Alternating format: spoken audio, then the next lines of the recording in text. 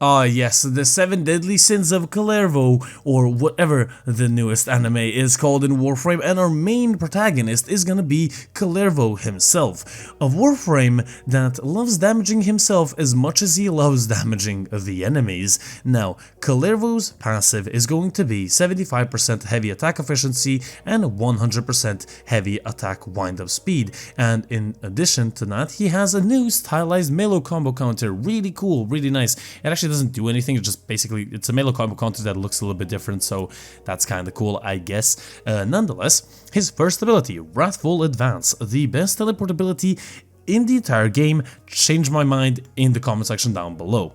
Now, what this ability basically does, on tap on an enemy, you teleport to hit it, not instantaneously, but close enough, doing a heavy attack and giving yourself a flat 200% melee critical chance increase. Now, this does count for normal melee attacks as well, so keep that in mind.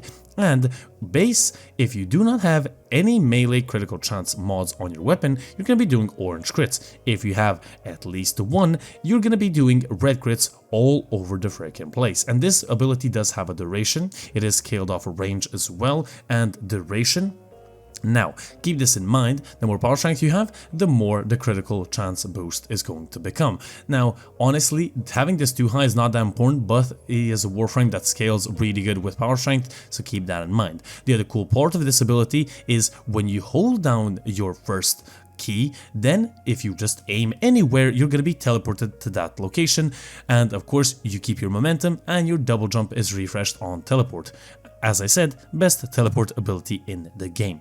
Recompense. Oh yes, the way he loves stabbing enemies, and he loves stabbing himself. So, what Recompense does, it summons 10 daggers that float around you, auto-tracking enemies at a base 8-meter radius. Now keep this in mind, this is increased with range of course, and it inflicts status effect, and also what it does is it actually boosts your melee combo counter as well.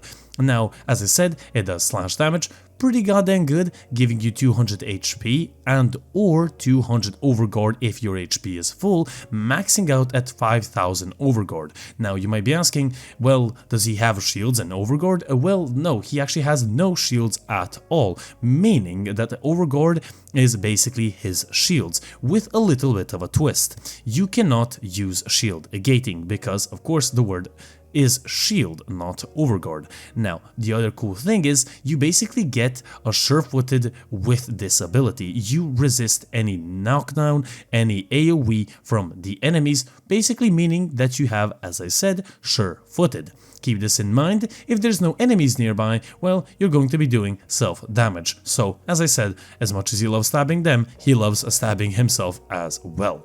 Now, his third ability, Collective Curse, I think the best ability in the game paired with, of course, his first. This ability summons forth a wave that links enemies together, and the damage redirection at the base is 50%. So, you shoot one of them, the other ones are gonna take 50% of the damage. Now, status effects, such as for example corrosive, fire, heat, toxin, doesn't really matter, cannot be transferred over. The tick damage can be, and slash damage can be as well, but status effects as themselves cannot be transferred over. If you get yourself 200% power strength, it is going to be damage redirection of 100%. So if one enemy takes 800 damage, all of them are going to take 800 damage. If one of them dies, like you can see right now, all of them are basically gonna die. It is of course dependent on health value and normal value of the enemies as well. There is a little bit of a thing going on with, for example, if you armor strip an enemy and then shoot that enemy, and of course, as we all know, unarmored enemies take more damage than armored enemies. It transfers over even to the armored enemies. So that's, I guess, cool. I'm not sure if that's supposed to be like that, so that's why I'm briefly mentioning it, just so you know at the moment. But nonetheless, fourth ability, Storm of Yuko. Oh yes, it basically showers and it's gonna be raining daggers, basically increasing your combo counter as well, doing slash damage in a certain area, and honestly, with my build that I use, it doesn't do that bad of damage. I was surprised enough. Now, it's not that good that I wouldn't change it out for other abilities. And what abilities should you change this out for? What is his worst part? Well, survivability. He does have Overguard acting as another health bar with, I guess, stagger immunity, which is pretty good. But honestly, even that doesn't help him out that much because you can get literally one shot by certain enemies inside of the steel path. So the ability that I put on my Kullervo is going to be Gloom. Now you may be saying, oh my god, you're probably going to be running out of energy a lot. Well, honestly, no. I have been playing for at least an hour in total ever since I got him, and I only ran out of energy I think once or twice. All you need to basically do is just be careful, and that is it. Now, keep this in mind. There are other abilities, like for example, shooting gallery from Mesa. That is really good because it jams the guns of enemies nearby. And honestly, with Collective Curse, his third ability paired with his first ability, you're pretty much going to be killing enemies instantaneously, so you shouldn't be worried about that.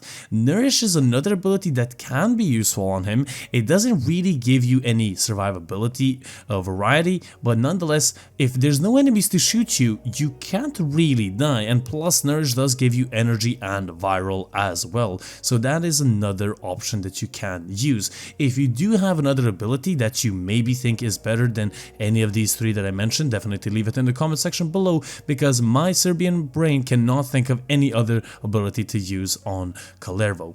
Now, the build that I'm using looks like this. It is a pretty plain and simple build. There is a couple of things that you have to keep in mind. Range is very important on Kullervo. Most of his abilities, actually all of his abilities, are scaled off a range, and at least 200% of your power strength should be there, either through Archon Shards or your mods. I think Transient Fortitude is plenty enough even if you're not using Gloom, and I don't think you really need Blind Rage unless you don't have the Umbral Intensify. Now, I do use Umbral Vitality because it does really help out, believe me. I do use Adaptation as well, and I do not use Rolling Guard because even without Rolling Guard, I haven't died once with using Gloom. The actual Sentient, or the Sentinel that I'm using, is Shade. Basically, if there's no enemies nearby, it basically turns you invisible. So that's, I guess, another layer of survivability. But of course, I think if we're all farming Steel Essence, we're going to use our Smida Kavots. Nonetheless, what weapon should you use with Kullervo? Because, of course, heavy attacks and massive amounts of damage. Now, as you may be saying, I'm using the Chlorophyll. This weapon is really good, even if you're not using it inside of his first ability. The build of the Chlorophyll looks like this. Now, some of the better weapons that I've seen, for example, the Gram Prime. This is another really cool weapon. The Stropha is really good. Now, the Stropha has this little bit of a thing. Well, I'm going to show you a clip right now. Because it is a gunblade, you're basically shooting directly in front of you, parallel to the ground. If an enemy is staggered and on the ground, you're not going to be hitting it. So keep that in mind. That's why I love the Chlorophyll even more, because it's basically sort of like a semi-auto rifle. Another really good weapon is the Inadem. This is a really good weapon as well, because it's a really good slashing weapon and also really good heavy attack weapon. So that is another weapon that you should use. Of course, if you want to use any sort of primary, you definitely can. I personally don't use it. Sorry, that was my phone. And nonetheless, this Warframe in general, in my opinion, is really good.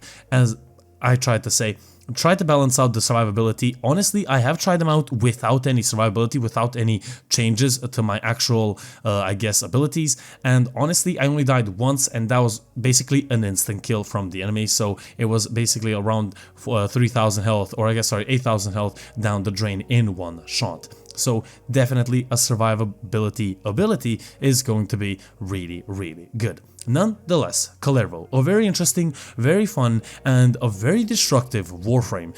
This has been your host, the lovely Gaming Weasel, which is of course me. Hope you guys enjoyed. If you guys did, do leave a like, comment down below what you think of Kullervo, and do subscribe for more content. This has been the Gaming Weasel, over and out.